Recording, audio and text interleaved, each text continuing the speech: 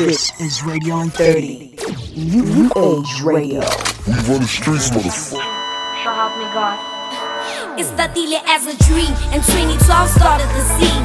Story of my life at the age of 14, and I sure fed a rapping daily desire. Dream I was an ENT to conquer the buyer. Day one, that's when I made my checks and started rapping. I gotta say, like, this is probably before anything, or just to break the ice.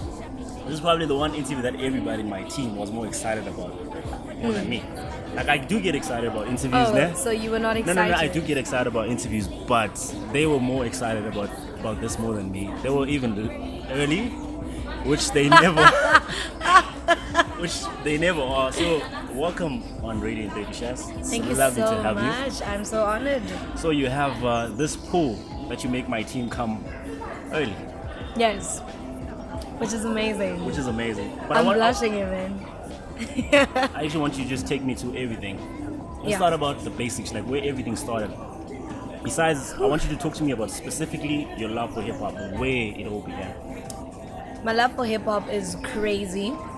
And what makes it even more remarkable and significant is my age and how much I've been for how long I've been a role player in the industry. You know, I might not have done as much as I want to, but in the space of time that I've accomplished so much in this small space of time, which is amazing. Yeah. So if I take you back, so it's been that long, ne? It's been long, like and it all started for me 14, and that's where I started my love for hip hop, just ciphering with the guys in the hood, doing my thing and whatever. And it so happened that I just wanted a feel of studio, you know. Yeah. So at the time there was this record label doing its thing, independent, just creatives in it. And then Abutomong Aragonabona. What's your stuff there? I heard you rap and so. Yeah.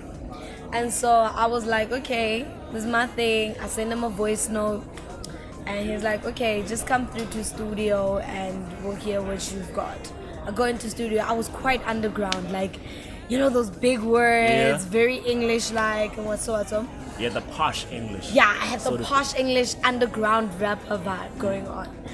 And so I went through, and now I'm going into a space where Manyora Barepagaswana, you know, Bapusha Motswako very hard. So obviously I was looked down upon. I was like, nah, bruh, come back another day, you know? And I was just like, listen, I'm not trying to be famous. I'm not trying to be big with this thing. Yeah, you just want to rap. I just want to feel what studio is like. Yeah. I just want to know what's on the other side of life. And they were like, okay, now cool. By Kenya Studio, they gave me this song to record just to hear Jorge Juan Kamutwa. And I went in, and the rest was history, because from there we recorded my first track and I learned how to write, and that's where the love of hip-hop started. Then I started expanding as life went on, and now you see me on the likes of Chazz Live holding down the biggest hip-hop show in the country, you know. And on top of that, MCing Back to the City, which is like the biggest hip-hop festival in the entire continent. It's crazy. Which is crazy because I did that when I was 18, you know, and now I'm 20. And it's just the timeline that drives me crazy. As a young kid, it's so possible, and I've done so much in hip-hop only. In a short amount. In such a short space of time, you feel me? So yeah, so a lot of what I do is hip-hop, and I mean, I went on to do my own mixtape, which was nominated for the Sahas when I was in matric. I was doing the most, you know. It seems like you got accolades on accolades on accolades. Accolades on accolades. I wanted to ask, like, remember the time you were saying that you went to studio, you wanted to get a feel of everything in the studio. Were you the only girl there? I was the only girl there, and I was so tiny, guys. I was like 14. Imagine a young 14-year-old that can on a case. Your voice isn't even broke yet. Do you know what I mean? That was literally me, and my Jensu was just like, Settle down. you know, and they just took me, they grew me, they're my bros. And The writing process, because you said you learned how to write when you were around Yes. them. How was that Yes. for you? Was it easy? Just getting through the writing process? it was not easy because I hadn't found myself.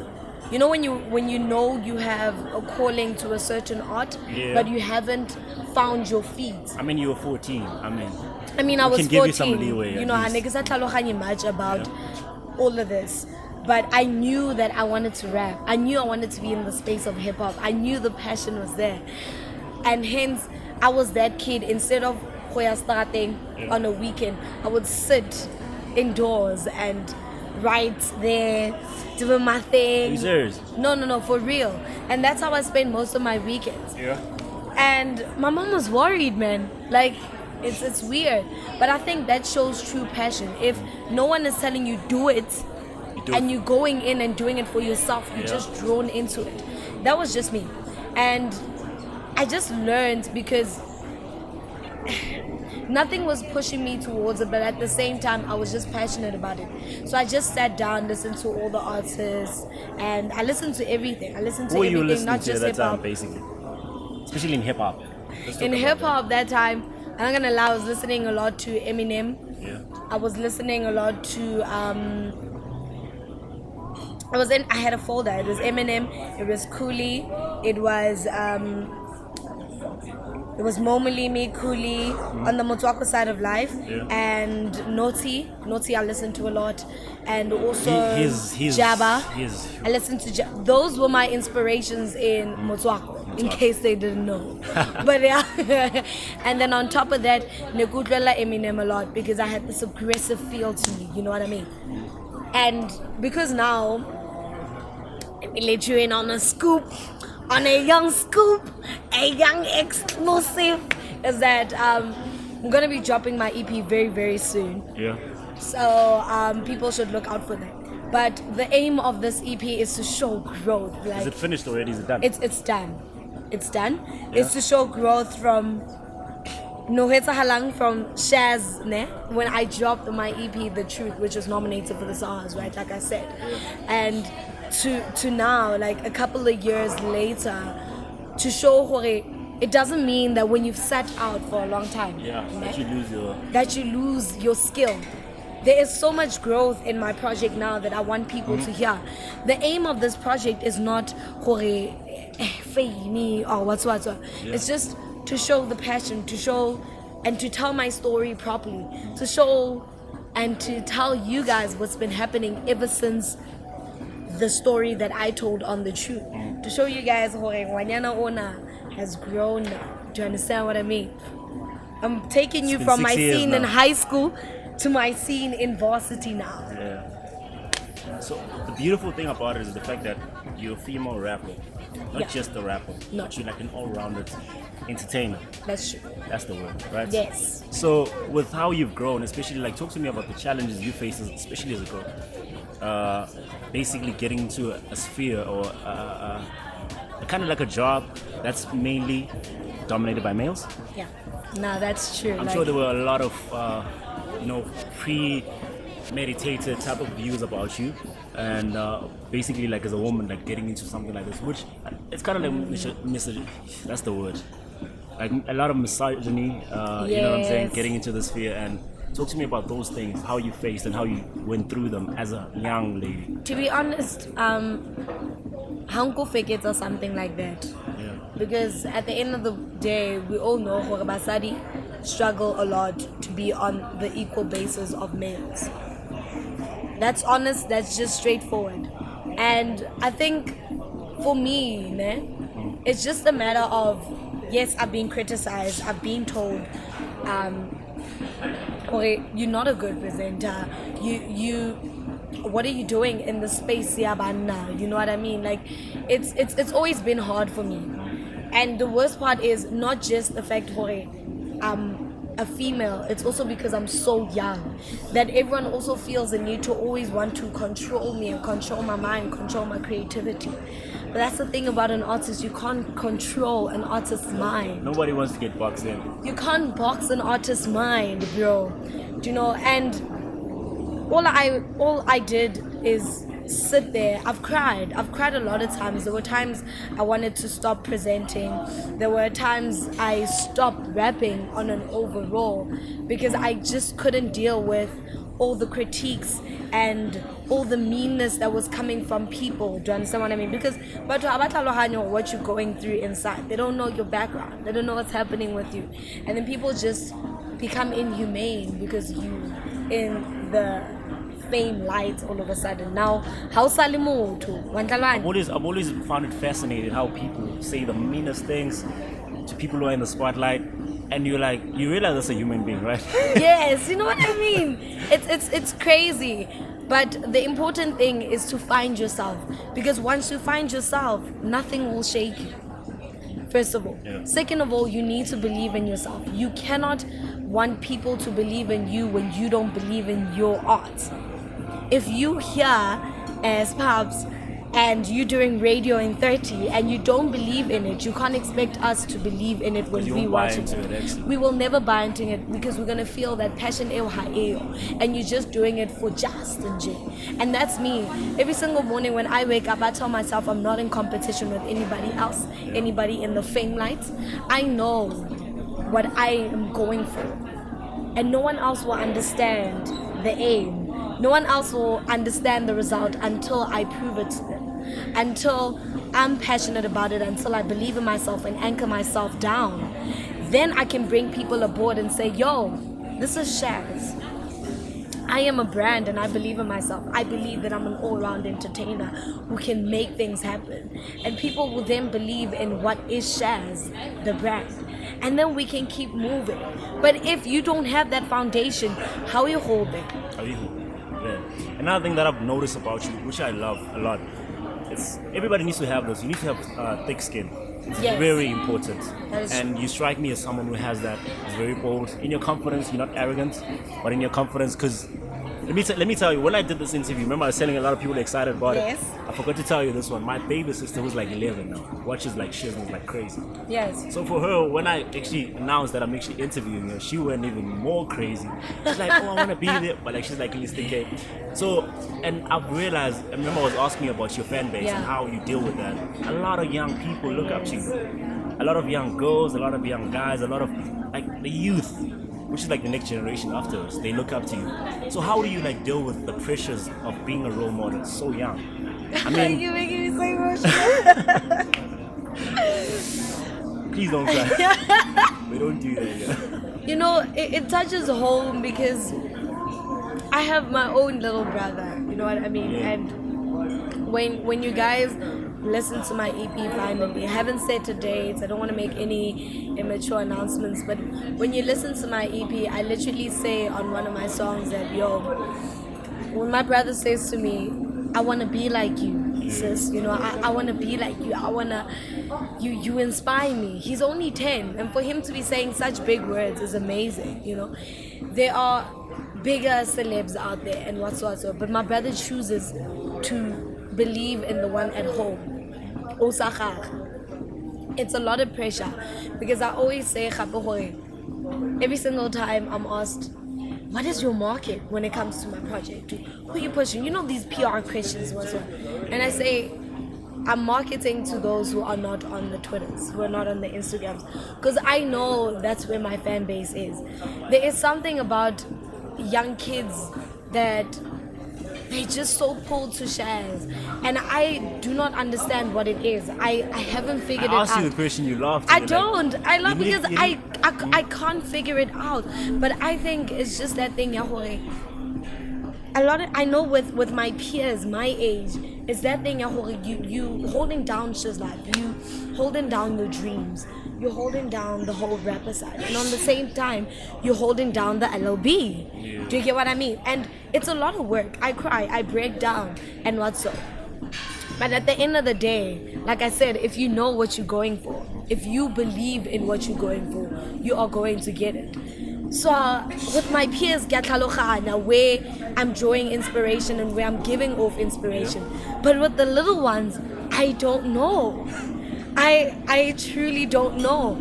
But it's super crazy. Like we went away got crazy, né? With the whole team. And we have this thing that we call the summer challenge. And we got to Drakensberg and we were there for like 4 weeks and 4 days, sorry. 4 days. Oh, okay. 4 days, and we did our thing there. And the daughter of the owner of the lodge, Madison, this girl, oh my gosh, That's a beautiful name. Right? She was like, did you just say the crazy team is here, Mom? You know, I'm like, yeah, the ETV. Oh my gosh, there's Shaz there, you know. And she came and she ran, and I was busy doing challenges, and I'm like, who's this girl? Like, How old is she? She's 10. She's the same age as my little brother. And this girl just ran to me and she told me how she watches me every week after week. And she was there taking pictures with me and she didn't want to leave me alone, you know. She literally wanted to sleep in my dorm. Like, Mom, can I sleep with Shaz tonight? You know, like she wanted to show me around the lodge every day. And I think the sad part was when I had to leave, you know. I had to leave the next day and she was crying. I think my t-shirt was literally damp because she was crying. And I'm sure you were crying too. I was crying too because sometimes you don't understand what kind of inspiration you let off because you think because you're going through the most, you know, and you haven't reached where you want to be at the moment. You think, oh, I'm such a loser. I'm not doing the things. I'm not as famous as everyone thinks I am. Yeah. But you don't understand what you're doing to people out there. You don't understand how much foundation you're putting out and how much of an inspiration and stepping stones that you're putting out for younger ones, you know. Like I said, so I haven't figured it out. I can say, well, what am I doing to these kids? But it's Something there. is working. Something is happening. And I pray to God that I keep on being the inspiration that they want me to be, you know? You know what I think it is? I think it's you're genuine. That's the initial thing you feed off, especially when the first time I met you, you're genuine. You're just like, you're relatable. So, and kids can't act, kids don't have like preconceived ideas about who you are. Yes. What they see is what they like or they don't like, and they're very honest. So the minute you come across as that, for them it's very easy. You know, like imagine like babies. If you know, it's like even like young babies. Yes. If they don't like you, they don't like you. They don't, yeah, no, that's true. You understand? That's So what I'm trying to say, I feel like for me, that's just been that. You've been genuine. And since people have watched you grow from Crazy and all these things, and you're still growing even now, but you've kept being authentic, I think that's something you should like literally keep. Right? I pray to God that I stay authentic. Nah.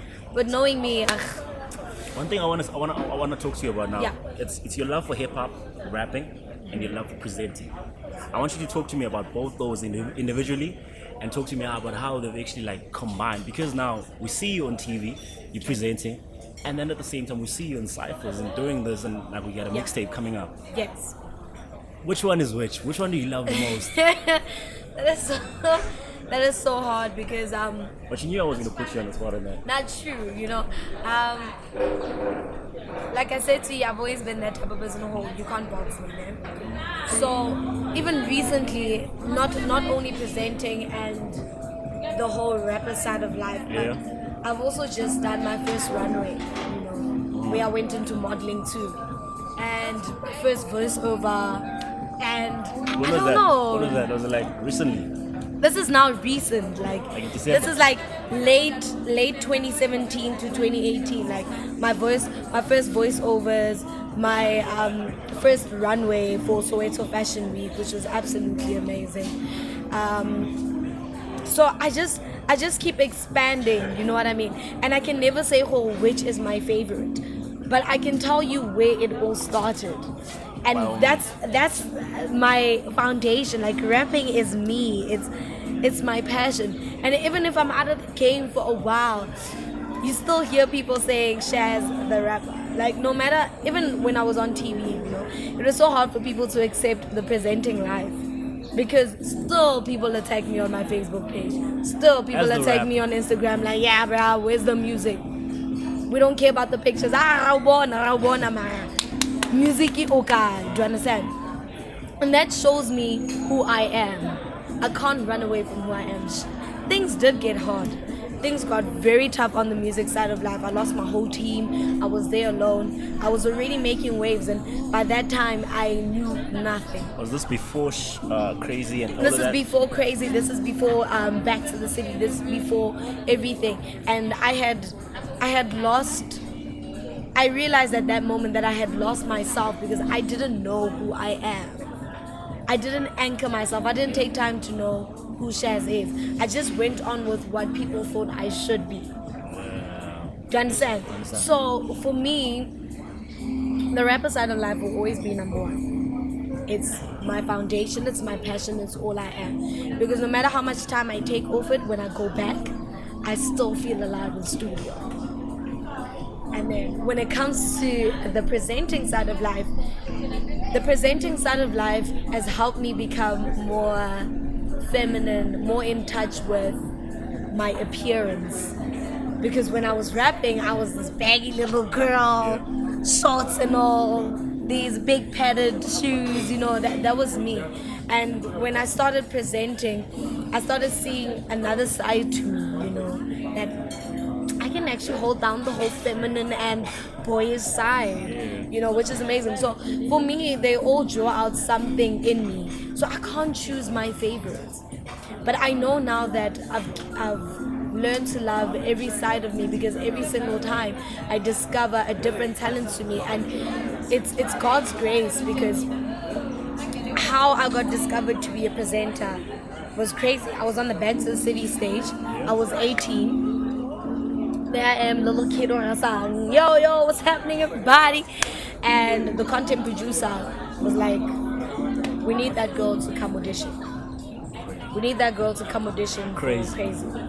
I saw the posters and I know, okay, Shazz Live is going live and they're looking for a presenter, whatever. You weren't thinking about that. No, I've never been on TV. I get to be next. So all I know is rapping. Ntoya TV hasn't toyaga. So I was just like, I cannot confidently say I'm a very shy kid. Shy. But look at what TV has done to me. Are you serious? Were you ever I was very shy. If you meet up with people from my high school, people from my school will tell you we never believed Chazz would be what she is now. What the hell is happening here? No, I would never climb the podium. I will never be on stage. Yeah. I won't do it. I was just that girl, very in the background and all of that. But I guess when life has its own plans for you, it's got its own plans for you. So that's what happened. They asked me to audition. I came through. I auditioned. When I made it to the last and final round, which was 3 people, I was just like, I don't need this job. I don't need this job. At the time, I needed the job because I didn't know how I was going to pay my fees the next year. You see God's grace?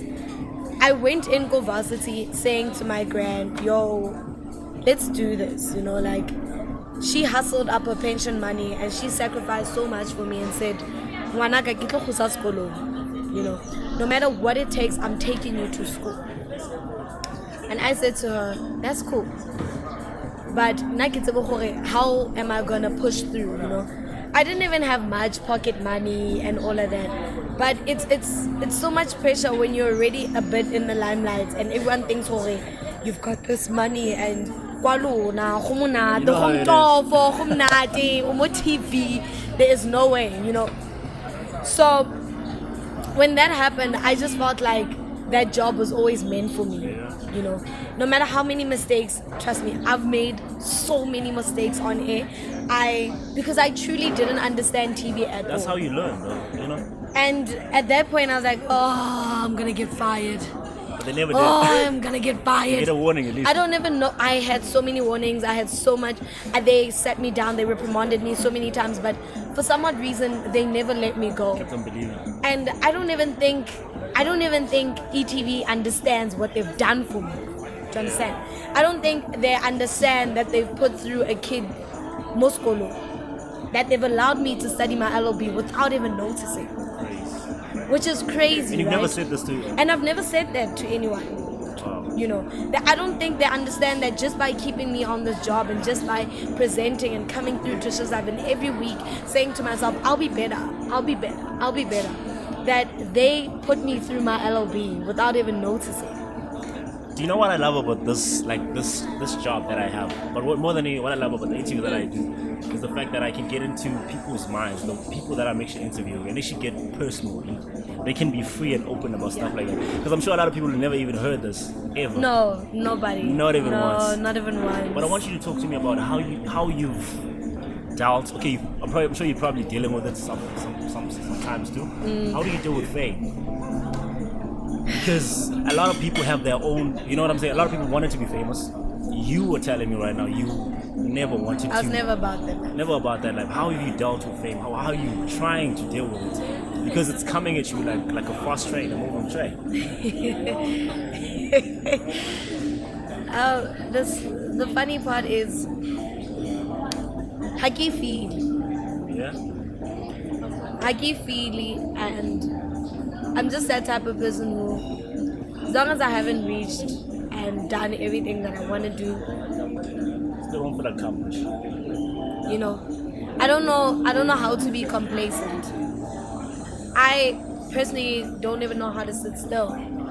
So I get not picking A1 and I'm comfortable. There's always a reason that I'm somewhere and doing something. And like you said, I'm very genuine and I stay true to myself.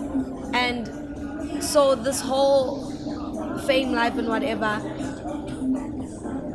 I guess it just comes with what I do, what I love, my passion. And for me, it's just the cream on top. But it's not the main focus, and I won't deal with it because I don't feel it. I walk on campus and I'm normal, just like everyone else. And that's why I always tell myself. I'm extraordinary in terms of everything that I want to do, that everyone doesn't see it, you know? But it doesn't make me any better from the next person. There's always room to learn from the next person. I walk into a space of people and I don't tell myself, oh, I'm famous Shazz. I will still walk in and say to you, yo, my name is Shazz. How are you? Because I get in and get oh, everyone watches Shazz live, so they know me. Oh, I'm the shit. Yeah. No, that is not me.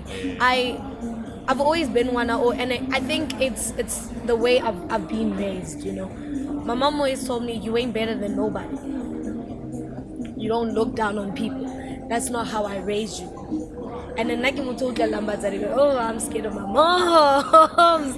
But you know, scared of my grands, scared of my moms, because I was raised by very strong women. And I think if I wasn't like that, then I wouldn't be where I am today. Because even like if you just go along, like I'm not trying to be friends with the cool kids. You know? I let my energy draw in whoever gets pulled in, and that's just me. There's no fame. I don't know what fame is. Do you understand what I mean? And that's just truly me. Like, besides put the modesty aside and everything, that is truly Shazz. I don't know how to look down on people. That is why I can get a motexiing and not feel anything. I don't. Because I keep I'm better than anybody else. I tell myself, oh, this is where I'm from. This is how I used to go audition for shows like Katexi. So why should I now be afraid to be humane? Yeah. You know? And I promise you, time and time again, I'm being reprimanded for, yo, bruh, you're killing the brand, bro. Like, you can't be on the taxi, we can't be seeing you in free, bro. Like, even my boss at work tells me, bruh, you're on TV, man. You can't be Josie. So I just like, I'm very economical. Yeah. If I live here and my work is here, I am not gonna take an Uber for 5 times the price. And that's just me. And you cannot imagine how many people I've met, what they've seen in jail. How many friends I've made, how many genuine people I've learned from. And that's just me. I walk, I get on a taxi, I Uber, I drive. I do whatever I want to do, whenever I want to do it, and that's just me. This is a question I was actually asked you by a few people. They wanted to know, what do you love doing? What does Shazz love doing? Say on a normal day. What do you enjoy doing? Are you like playing soccer, playing sports, like watching movies, chick flicks? what do you like doing? You know, because you do realize that this is like in the Valentine's month. Yes. And a few gents asked me that. Actually, one of them wanted to come through with a bouquet of roses. I was like, stop being cheesy. I kid you not. I'm not. I kid you. I'll show you the text when we Oh jeez. Oh, okay. Wow. On a normal basis. You're getting me in trouble, eh? This I interview. really, I'm just jeez. Okay, wow, your peeps, eh? On a normal basis, it depends. Either when I'm home, I love spending time with my family. I don't get to see them often, so I will spend as much time as I can with my family and my friends from high school because we still tight like that. And just on a normal basis, I'm just the type of person who, I'm not much of an outdoors person. I ain't even gonna lie about that. I love being indoors. I love being in tech with myself. I have a lot on my plate. It might not show on Instagram or my stories or whatever, but I have a lot, and anyone will tell you if they're a full-time student, already that's stressful. If you're gonna be a full-time student, be independent as I am in every aspect of your talents. And at the same time, fund yourself, be your investor, be your believer, your motivator. It's a lot. It takes away a lot from me because it's like I'm taking away from Charmaine and giving so much to Chazz to build the brand. And it's been hard and it's taken quite a while. But I would rather own me than let anyone else control me. I have a very dominant personality. So it doesn't work when someone else does it. I'd rather work with a team, but I have to be the boss of Chazz. Because I am the only one who understands where I want Chazz to be. First of all. So when I find time, I will rather sit there and watch movies, sleep, just be sane for a while, listen to myself, sit outside, read a novel, you know, under the sun. And that's me, you know, like this is not just away from being around my friends. I'm around my friends a lot, but I love just being there, speaking to myself. It sounds crazy, but being there, speaking to myself and finding sanity within myself. It's just that peace of mind, because without your mind and your heart being at peace, you can't move forward. You can't have them in conflict. And that's just Chazz. Okay, now in closing the interview, getting to the, I've actually enjoyed this interview. I've learned so much. I hope people have also, I'm sure they've learned a lot. I want you to talk about, I love speaking about women. I love speaking about empowering women.